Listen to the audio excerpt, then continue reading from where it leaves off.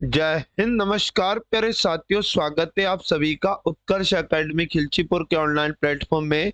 प्यारे साथियों, इस क्लास में हम लोग आरआरबी एनटीपीसी एग्जाम 2025 के लिए मॉडल टेस्ट पेपर को हल करने वाले। जी हाँ दोस्तों, आज की इस क्लास में गणित का मॉडल टेस्ट पेपर हल करेंगे। इसमें एग्जाम में पूछे गए पूरे असली पेपर के क्वेश्चन आपको बिल्कुल जीरो से हल करवाए जाएंगे। आपका गणित कितना भी कमजोर क्यों ना है दोस्तों, पूरी क्लास को जरूर देखिएगा। बहुत ही आसान तरीका मैथ को सॉल्व करने का मैं आपको बताने वाला हूं और एग्जाम के अंदर ऐसा ही पेपर आपको देखने को मिलेगा। तो आज का पहले क्वेश्चन के साथ इस क्लास की शुरुआत करेंगे। आपको भी हर क्वेश्चन का राइट आंसर कमेंट बॉक्स में बताना है। दो संख्याओं का गुणनफल 0 है ना 0.646 है। यदि उनमें से एक संख्या 1.7 है तो दूसरी संख्या क्या होगी। साथियों, यहाँ पर दो संख्याओं की बात हो रही, एक को a मान लो, एक को b मान लो। दोनों का गुणनफल दिया, मतलब a गुना b का मान दिया प्रश्न में, और 0.646 दिया है। साथियों, एक संख्या बताई है 1.7। मान लो a का मान इसने बताया 1.7, हमें b का मान लाना है दूसरी संख्या, तो a का मान यहाँ पर पुट कर दो। मतलब a की जगह आपको 1.7 लेना है और गुना में b करना है और बराबर में 0.646 लिखना है। साथियों, b का मान लाने के लिए गुना का 1.7 इधर आएगा तो 0.646 और ये भाग में जाएगा 1.7। अब देखो, ऊपर वाला दशमलव हटाएंगे तो नीचे 3 जीरो आएगी और नीचे से दशमलव हटाएंगे तो ऊपर 1 जीरो जाएगा। साथियों, यहाँ 0 से 0 काट देना है। अब देखो, 17 का भाग जब हम लोग 646 में देंगे तो प्यारे साथियों ये भाग जाएगा 38 बार। आप कहेंगे सर जी बिल्कुल, आगे ध्यान से समझिएगा। बटे में 2 जीरो है तो 38 में इकाई तरफ से 2 अंकों के पहले दशमलव लग जाएगा तो 0.38 इस प्रश्न का राइट आंसर बन जाएगा, मतलब बी का मान आ जाएगा। तो आशा और उम्मीद करूंगा प्रश्न आपको समझ में आ चुका होगा। अगला प्रश्न देख लेते। अगला प्रश्न है, यदि संख्या x4461 11 से विभाज्य है तो साथियों यहाँ पर x का मान क्या है। x का मान क्या है, फटाफट से आंसर दीजिएगा। तो देखो, यहाँ पर 11 का रूल इस प्रश्न में लगाना। 11 मतलब एक तो डिजिट x है और 44 उसके बाद में 61 दिया है और ये संख्या 11 से कटता है। तो साथियों 11 का रूल ये कहता है, इकाई तरफ से एक अंक को छोड़कर एक अंक को जोड़ लो। तो देखो, एक में 4 को जोड़ा 5 और 5 में x को जोड़ेंगे तो 5 प्लस x, और संख्या में बचे हुए अंकों को भी जोड़ लो। 6 में 4 जोड़ा कितना बनेगा, 10 बनेगा। आप कहेंगे जी सर, इन दोनों का अंतर ऐसा बनाना है कि 0 आ जाए या फिर 11 से विभाजित हो जाए, तो वो पूरी संख्या 11 से विभाजित होती है। तो साथियों, यदि मैं यहाँ पर x की जगह 5 रख लूं तो 5 में 5 जोड़ेंगे तो 10 बन जाएगा और 10 में से 10 को घटाया तो बिल्कुल हमारे पास 0 आ जाएगा। और 0 आ गया मतलब x की जगह 5 रखना बिल्कुल सही रहेगा। उसके बाद ये संख्या बिल्कुल 11 से पूर्णतः विभाजित होगी। ऑप्शन नंबर डी करेक्ट होगा। अगला दमदार प्रश्न आपके सामने, निम्न में से कौन सी भिन्न संख्या को 13/5 में जोड़ने पर परिणाम 1 आता है। साथियों, 13/5 में जोड़ने पर, तो मान लो वो संख्या x थी, 13/5 में जोड़ने पर उत्तर में 1 आता है। साथियों बिल्कुल बराबर में 1 को लिखा। अब हमें x का मान चाहिए तो 1 और प्लस का 13/5 इधर आएगा तो माइनस का 13/5 हो जाएगा। इसको घटाएंगे दोस्तों, 5 एकम 5, 5 में से 13 गया तो 8/5 बचेगा और वो भी दोस्तों माइनस का बचेगा। अब मेरी बात को ध्यान से समझेंगे सभी साथी। अब ऑप्शन में ऐसा दिया नहीं है तो साथियों अगर मैं 8/5 में, है ना, 6 का गुना कर दूं ऊपर भी और नीचे भी 6 का गुना कर दूं तो फिर समझो 8 का गुना 6 से करेंगे तो 48 बनेगा और 6 का गुना 5 से करेंगे 30 बनेगा। तो बिल्कुल माइनस का 48/30 इस प्रश्न का दोस्तों राइट आंसर हो जाएगा। तो बात कर लेते अगले क्वेश्चन की, जो आपके सामने दोस्तों पुनः आ चुका है। दमदार प्रश्न, कोई वस्तु पहले 4 सेकंड में 18 मीटर और अगले 2 सेकंड में 16 मीटर की दूरी तय करती है। उस वस्तु की औसत गति बताना। और साथियों जब दूरी और समय दिया हो तो आप लोगों को ऐसे में औसत गति लाना है। तो साथियों क्या करना होता है, फॉर्मूला याद रखो, कुल दूरी, आप ये करना कुल दूरी में आपको भाग लगा देना है कुल समय का। जी हाँ दोस्तों ध्यान देना। अब देखो प्रश्न में दिया कुल दूरी, आप कहेंगे सर पहले तो 18 मीटर दिया और फिर यहाँ पर 16 मीटर दिया और बटे में कुल समय 4 सेकंड दिया और आगे दोस्तों 2 सेकंड दिया। आप कहेंगे सर 18 में हम लोग 16 को जोड़ लेंगे, 8 6 14, 1 1 2 और 1 3 34 बनेगा और 4 में 2 जोड़ा तो 6, 6 का भाग दूंगा तो 6 पंजे 30, 4 बचा, दशमलव लगा देंगे 40 आएगा, 6 छंग 36 ना, 4 बचा फिर 6 छंग 36, 5.66 मीटर प्रति सेकंड दोस्तों यहाँ पर औसत चाल बनेगी। और 5.66 किसके निकट है दोस्तों, 5.67 के निकट है। ऑप्शन नंबर सी इसका राइट आंसर होगा।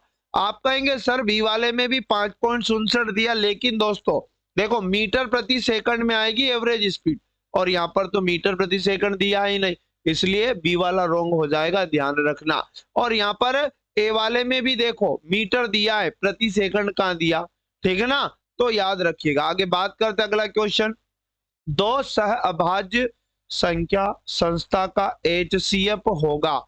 साथियों सह अभाज्य नाम आया, सह तो सहभाज्य संख्या ऐसी दो संख्याएं होती है जिनका HCF दोस्तों एक होता है, उनको अभाज्य संख्या ही कहते हैं। और यही हमसे पूछा तो डायरेक्ट इसका आंसर ऑप्शन नंबर डी 1 हो जाएगा। चलो बात करते हैं अगले क्वेश्चन की, दो अंकों की संख्या तथा अंकों के स्थान आपस में बदलने पर बनी नई संख्या का अंतर 45 है, दोनों अंकों के बीच का अंतर बताओ। साथियों दो अंकों की संख्या है, एक तो पहला अंक इकाई तरफ से और एक दूसरा अंक, मान लो इकाई अंक मान लो x था, दहाई अंक y है, समझना। तो साथियों जो मूल संख्या बनेगी वो बनेगी 10y प्लस x, ध्यान दीजिएगा 10y प्लस x, ठीक ना। अब देखो अंकों को आपस में बदलने पर नई संख्या, जब अंकों को आपस में बदल देंगे तो पहले x आ जाएगा बाद में y आ जाएगा, तो फिर नई संख्या क्या बनेगी 10x और प्लस y। अब ये 10 का गुना x में हो जाएगा और इस संख्या का और इस संख्या का अंतर दिया है प्रश्न में 45 है, तो यहाँ पर हम 10y उसके बाद प्लस x में से घटा देंगे, किसको, आप कहेंगे सर 10x प्लस y को घटा देंगे और उत्तर में बराबर 45 दिया है, ठीक ना, बराबर 45 रखेंगे। इस माइनस का गुना अंदर सभी संख्याओं में करेंगे 10y प्लस x और माइनस का हो जाएगा 10x और माइनस का हो जाएगा y बराबर में 45। साथियों यहाँ पर बनेगा टोटल 9y और माइनस का बनेगा 10x, है ना, 10x माइनस में से प्लस का 1x जाएगा तो 9x माइनस का बचेगा बराबर में, साथियों यहाँ पर 45 है। दोनों जगह से 9 को कॉमन कर लीजिएगा, y माइनस x यहाँ बचेगा बराबर में 45। मेरी बात को ध्यान से सुनिएगा, अब हमें y माइनस x का मान लाना है। साथियों 45 गुना का 9 इधर भाग में आ जाएगा, 9 पंजे 45, तो यहाँ पर 5 आ जाएगा, तो साथियों y माइनस x बराबर कितना आ जाएगा 5। तो दोनों अंकों का अंतर पूछा था तो बिल्कुल घटाना ही दोनों अंकों का अंतर होता है, तो दोनों का डिफरेंस दिया 5 आ चुका है, ऑप्शन नंबर बी प्रश्न का राइट आंसर होगा। चलो अगला इंपॉर्टेंट क्वेश्चन है, पवन ने एक वस्तु 12.5% की हानि पर बेच दी, यदि वह उसने वस्तु को 56 रुपए अधिक में बेची होती तो उसे 22.5% लाभ हुआ होता। साथियों यहाँ पर 25% लाभ प्राप्त करने के लिए उस वस्तु का विक्रय मूल्य कितना होना चाहिए। तो विक्रय मूल्य समझने से पहले वस्तु का क्रय मूल्य समझो, हर वस्तु का क्रय मूल्य प्रतिशत में 100% होता है। जी हाँ दोस्तों 100% मान लेना। क्वेश्चन ने ये कहा कि 12.5% की हानि होती है, अब 12.5% को घटा दो 100 में से तो आपके पास बचेगा विक्रय मूल्य 87.5%। और साथियों पुनः प्रश्न ने बोला कि इसी वस्तु को 56 रुपए ज्यादा में बेचा जाए तो 22.5 का लाभ होता है, तो 22.5% का लाभ के लिए आपको जोड़ देना है 100 में, तो बिल्कुल 122.5% यहाँ बन जाएगा।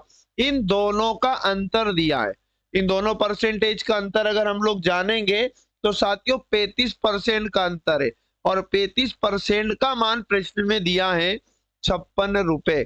अब क्वेश्चन ने कहा कि 25% लाभ प्राप्त करने के लिए, तो साथियों 25% लाभ प्राप्त करने के लिए 125% वस्तु का विक्रय मूल्य होना चाहिए। तो यहाँ 35% का मान 56 आ चुका है, तो 1% का मान लाने के लिए क्या करना, 56 में भाग देना 35 का, तो 1% का मान आ जाएगा और 1% के मान में गुना करना, यानी कि 56/35 में गुना करेंगे 125 का, तो बिल्कुल 125% का वैल्यू आ जाएगा। 7 पंजे 35, 7 8 56, 5 से काटेंगे दोस्तों, 5 दूनी 10, 50 25 और 25 8 हो जाएगा 200। तो बिल्कुल राइट आंसर 200 रुपए, ऑप्शन नंबर डी जिन भी साथियों का है करेक्ट आंसर हो जाएगा। अगला मोस्ट आईएमपी क्वेश्चन समझिएगा, ए और बी मिलकर एक काम को 15 दिन में पूरा कर सकते हैं। साथियों ए और बी के मिलकर काम करने का समय दिया प्रश्न में 15 दिन। आगे बोला ए अकेला उस काम को, अच्छा ए अकेले का काम दिया है 18.75 दिन में कर सकता है। आप क्या करना, जब दशमलव में दिया तो ये पॉइंट हटाना, नीचे लेके आना 2 जीरो। अब 25 से काट देते तो 25 चुके 100 हो जाएगा और 25 छंग 150, 25 सात 175 और 25 पंजे 125। 4 का भाग ना लगाओ, डायरेक्ट इसको लिख लो 75/4 दिन। मतलब ए अकेला काम करेगा तो दोस्तों 75/4 दिन में कर लेगा। अब टोटल काम लाने के लिए आप 15 का और 75 का एलसीएम ले लो, तो आप कहेंगे सर 75 ही एलसीएम बनेगा और 15 का भाग 75 में 5 बार जाएगा, 75 का भाग 75 में 1 बार जाएगा और 1 का गुना 4 से करना, तो 4 एकम 4, मतलब ए बी का 1 दिन का काम 5 है और ए का 1 दिन का काम 4 है। तो साथियों बी का 1 दिन का काम कितना हो जाएगा, 5 में से 4 को घटाना, ए बी के 1 दिन के काम में से ए का 1 दिन का काम जाएगा, तो बिल्कुल हमारे पास 1 यूनिट काम बी 1 दिन में करता है। क्वेश्चन ने कहा कि वे एक साथ काम करना आरंभ करते हैं और काम पूरा होने से 12.5 दिन पहले ए ने काम छोड़ दिया। तो साथियों ए और बी ने एक साथ कितने दिनों तक काम किया, तो देखो काम पूरा होने से 12.5 दिन पहले ए ने काम छोड़ दिया, तो इन 12.5 दिन में काम अकेले किसने किया, बी ने किया और बी 1 दिन में 1 यूनिट काम किया। तो साथियों यहाँ पर 12.5 काम यहाँ पर हुआ था, है ना, इन 12.5 दिनों में। अब जो शेष काम है उसे घटा लो, कितने में से, आप कहेंगे टोटल काम 75 में से 12.5 काम दोस्तों अकेले बी ने किया, तो बचा जो काम है ए और बी दोनों ने मिलकर किया, तो 75 में से आप घटा लेना 12.5 को, तो हमारे पास कितना बच जाएगा दोस्तों, है ना, यहाँ पर याद रखना 62.5 और बच जाएगा। ये काम ए बी दोनों ने मिलकर किया, तो ये कितने दिनों में हुआ, ए बी दोनों 1 दिन में 5 यूनिट काम करते और बस 5 का भाग लगा दो तो राइट आंसर आ जाएगा। 5 एकम 5, 1 बचा, 5 दूनी 10, 50 25 और फिर 1 अंक के पहले दशमलव लगा देंगे इकाई तरफ से, तो 12.5 दिन प्रश्न का राइट आंसर आ जाएगा। तो जिन भी साथियों का डी आ चुका है करेक्ट आंसर इसका हो जाएगा। अगला प्रश्न आपके सामने पुनः आ चुका है।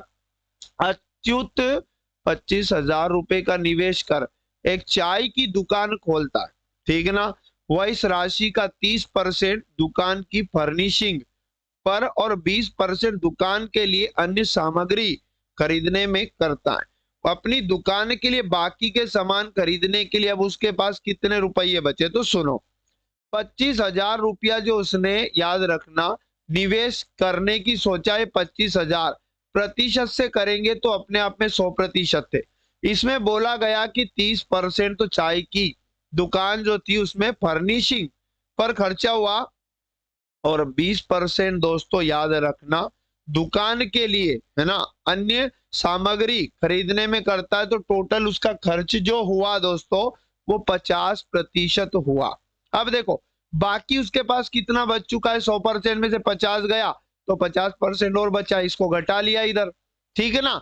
अब क्वेश्चन ने कहा बाकी का सामान खरीदने के लिए कितने रुपये बचे, तो आप क्या करो डायरेक्ट 25,000 का निकाल लो 50%, तो ये बचत आ जाएगी उसकी 2 जीरो से 2 जीरो और 25 पंजे 125 और 2 जीरो, तो 12,500 इस प्रश्न का राइट आंसर जिन भी साथियों ने ए ऑप्शन चुना करेक्ट हो जाएगा।